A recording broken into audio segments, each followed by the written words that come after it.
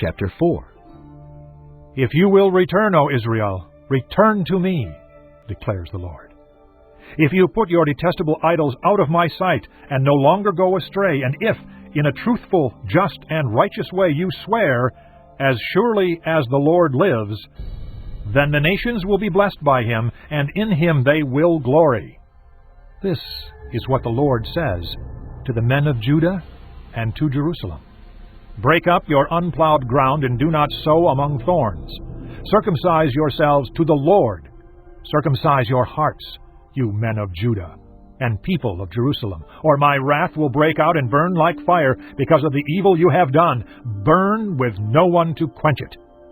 Announce in Judah and proclaim in Jerusalem, and say, sound the trumpet throughout the land.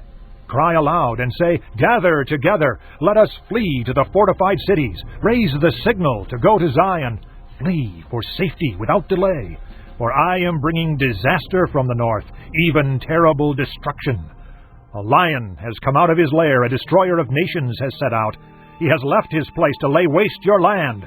Your towns will lie in ruins without inhabitant. So put on sackcloth, lament, and wail, for the fierce anger of the Lord has not turned away from us. In that day, declares the Lord, the king and the officials will lose heart. The priests will be horrified, and the prophets will be appalled.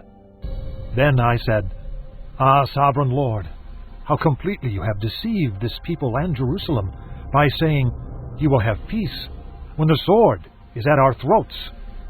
At that time this people and Jerusalem will be told, a scorching wind from the barren heights in the desert blows toward my people, but not to winnow or cleanse. A wind too strong that comes from me. Now I pronounce my judgments against them. Look, he advances like the clouds. His chariots come like a whirlwind. His horses are swifter than eagles. Woe to us! We are ruined! O Jerusalem, wash the evil from your heart and be saved. How long will you harbor wicked thoughts? A voice is announcing from Dan, proclaiming disaster from the hills of Ephraim. Tell this to the nations, proclaim it to Jerusalem.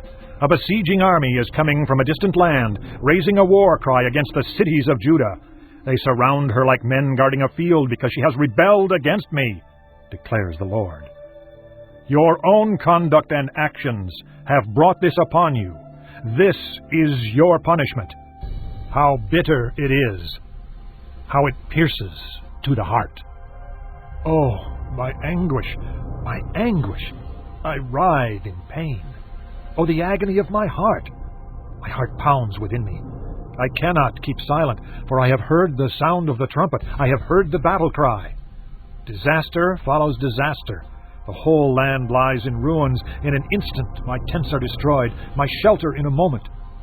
How long must I see the battle standard and hear the sound of the trumpet?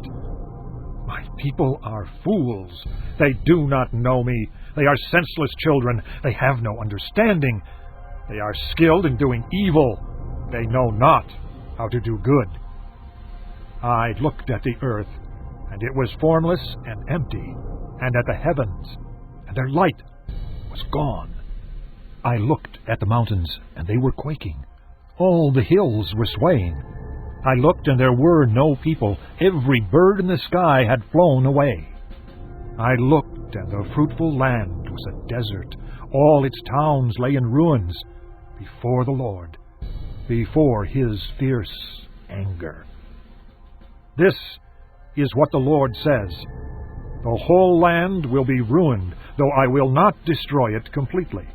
Therefore the earth will mourn and the heavens above grow dark, because I have spoken and will not relent. I have decided and will not turn back. At the sound of horsemen and archers, every town takes to flight. Some go into the thickets. Some climb up among the rocks. All the towns are deserted. No one lives in them. What are you doing, O devastated one? Why dress yourself in scarlet and put on jewels of gold? Why shade your eyes with paint? You adorn yourself in vain. Your lovers despise you. They seek your life. I hear a cry as of a woman in labor, a groan as of one bearing her first child, the cry of the daughter of Zion gasping for breath, stretching out her hands and saying, Alas, I am fainting.